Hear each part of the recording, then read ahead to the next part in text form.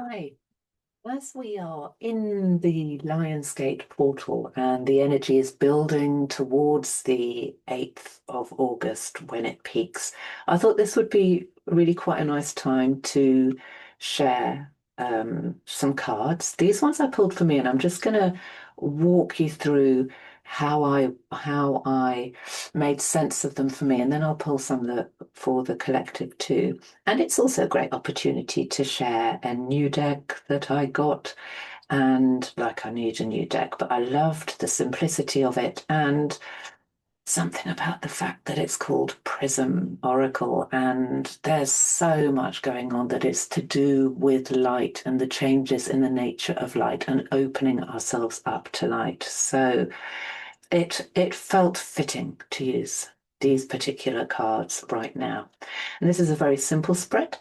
I held in mind the Lion's Gate and what would it be useful for me to be aware of. And the three cards are represent rather energy that's leaving, current energy, and energy that's coming in. And oh, look at that. That's light coming in the window. I think that's rather nice. You know, when I first drew this card, I thought, oh, energy that's leaving, love. I'm not sure how I feel about that. But then taken in context, it just all feels rather lovely. And one of the reasons that I'm talking you through cards that I pulled for myself is that it's a way of sharing some of how we can really sit with readings that we get, especially when they're really simple cards. And there is extra text in the book, but it's not very much for each card, as you can see. Um, so we'll see what happens when we pull the next lot. And there might be something in here for some of you too. Who knows? So anyway, love, energy that's leaving. So I left that for a moment after my initial kind of, move to the next card, movement. So the green cards represent action, right? And movement certainly represents action, doesn't it? And there's something about this card which is about less thinking, more doing. And that for me certainly involves the kind of thinking which has to do with persuading oneself that no, we don't really need to take that move that takes us out of our comfort zone. I may want to, but there are so many reasons not to. That kind of thinking, right? And energy that's coming in is perhaps unknown, and that's okay. Now, the purple cards in this deck do represent connection to the spiritual self. And for me, purple has always felt like a very special color and with a very high vibration. So I'll take that. Is it scary to move from, we'll go back to love, right? And this is how I've come to understand it in this particular context. Something about the things that I love, right? That can include in relationships, yes, but it's also to do with identity, right? The stories I tell myself about, well, this is what I love. I love doing this. I love being in this kind of environment. And that may also include the things that I hold in mind about my future. I would love my future to be like this, or even maybe my relationship with myself. This is what I love about myself. This is what I find harder to love about myself. Yes, it could also include relationships I have with people. And it could be that there may be some element of diminishing relationships. Who knows? It could also be that there are changes in the nature of the way I love, the way I experience love, the way I understand love. And it could very well be, as this is an energy that's on its way out, that there's something about leaving behind. If I take those steps, I do the movement that's suggested here and I enter unknown territory, that there's something about leaving what's comfortable, leaving what feels sweet and nice and yeah, or something to do with familiarity. So this feels like an invitation to open up, to take those steps, whether they're literal actions that other people can see. I feel they're less those and more to do with just taking the kind of steps that are perhaps less visible to the outside world, but lead into unknown territory. Yes, a little bit scary, much less welcoming than this at this particular point, but hey, there we go. If we open to what's on offer to us during this beautiful, beautiful period, then this is certainly an option, isn't it? Anyway, well, let's put these back into the deck. And as I shuffle, you can see how lovely they are, these cards. But they really are quite Christmas. And yeah, that's something else to look at while I do this. And perhaps because I'm on camera, my shuffling is particularly inelegant. I always admire people who do this kind of stuff on camera, who have beautiful nails and who can shuffle so beautifully, which is not what I'm able to offer. But so we're going to do the same. Energy that's leaving on its way out, current energy, and energy that's on the way in. And that's in the context of this Lions Day 2025, as the energy builds, what is on offer for us.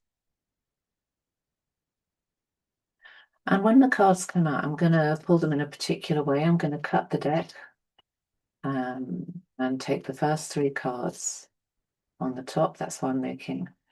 I don't always pick cards that way, but I'm going to do that this time.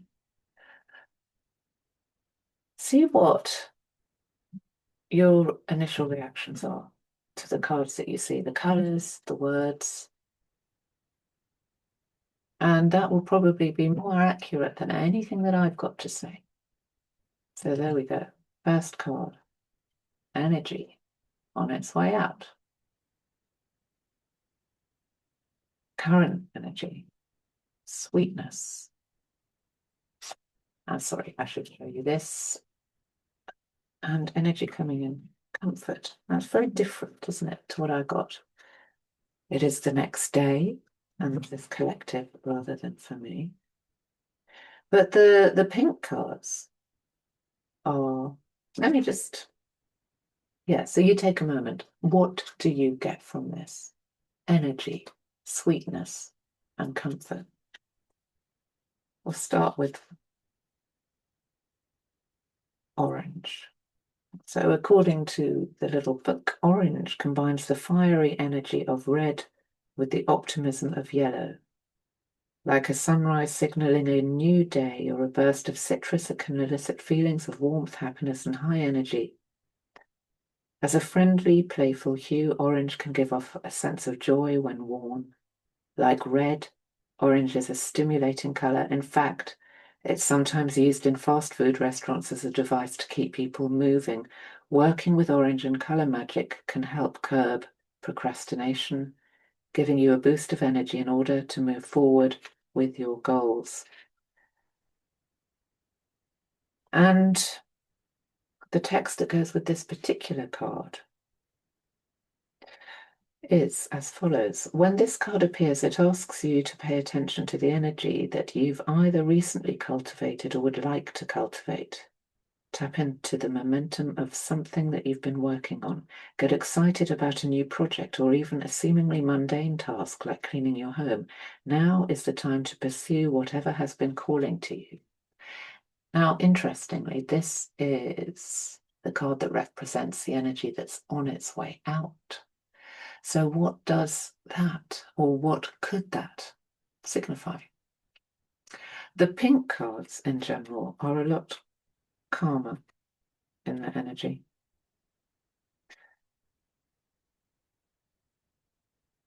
Pink is frequently associated with love, sweetness, nurturing, and compassion. Pink roses are often associated with affection and gratitude, and in astrology, pink is aligned with the planet Venus, which rules over aesthetics and love.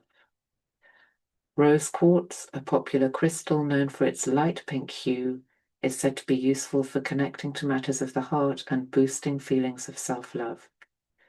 Brighter shades of pink like magenta and fuchsia convey a sense of excitement, while lighter shades of pink are often used to bring feelings of relaxation into an environment. So my first reading of this, and I don't know what you've come up with, it'd be really interesting to, if you're up for it, to share in the comments, is that this is suggesting a move away from doing. So there's something quite different from the last three cards I shared here, isn't there? But away from that, yes, the new project, yes, let me clean the house, that this is on its way out. And this is, whatever these two cards mean individually, a move into a sweeter, more harmonious, calmer energy, an energy of more stillness. Doesn't necessarily mean complete stillness, but in terms of really sinking into what is on offer for each and every one of us individually, as well as a collective, to really tune into what is on offer, what is the gift, what are the gifts for you during this pretty powerful time. So the energy that's currently in place, sweetness.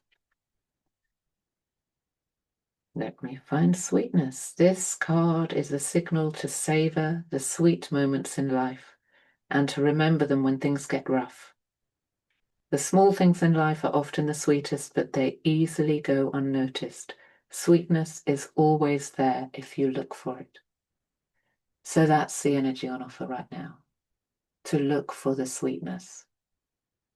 And that feels like a really powerful invitation, because how many invitations are there to look for the anger, to look for the frustration, to look for the fear, or to notice, even if we're not looking for them, to notice them, to tune into them, to feed them, it must be said.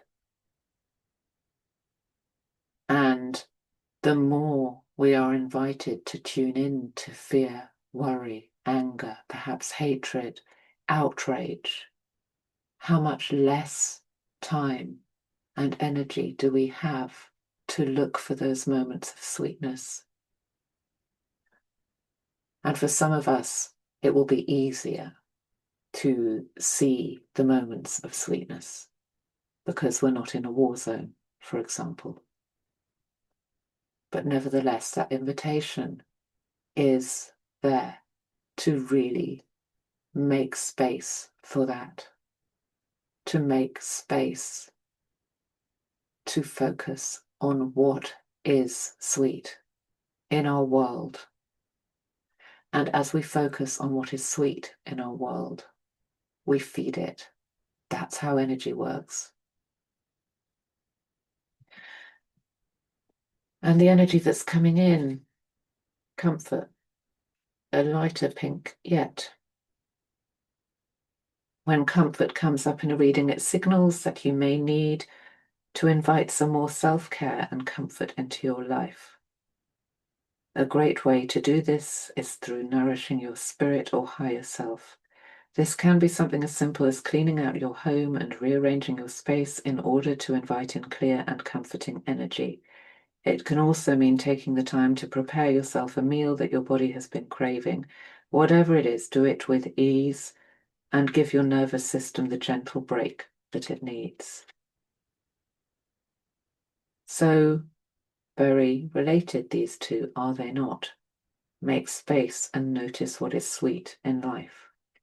And take care of your surroundings and yourself. And it's interesting that both these cards refer to cleaning the house, but with a very different kind of emphasis, right? This is about creating calm and serenity, and ever the optimist, and recollecting that this is a collective reading. That is something that we can do on a greater level, right?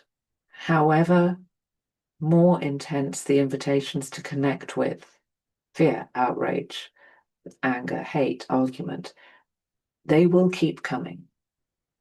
They may even increase in their intensity. If we can make that space within ourselves to feed the sweetness, I'm not even going to say notice the sweetness anymore, but connect our energy with that within us and in our surroundings,